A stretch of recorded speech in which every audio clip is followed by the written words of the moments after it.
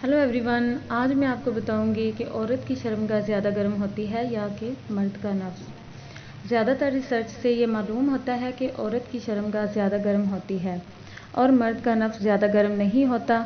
यही कहा जाता है कि औरत की शर्मगाह आदमी के नफ्स से 3 गुना ज़्यादा गर्म होती है।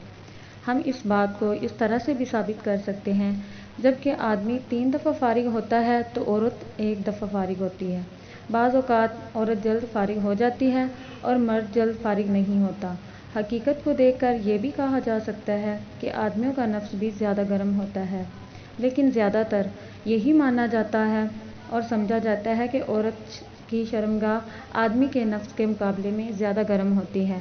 इसलिए औरत में हवीस की कुव्वत ज़्यादा होती है, लेकिन वो अपने मुंह से इजहार नहीं करती, बल्कि अपनी अदा और हरकतों से मर्द को महसूस करवाती है। और आदमी भी इस काम में सब्र नहीं करता, फिर वो फ़ौरन इस बात पर राज़ी हो जाता है।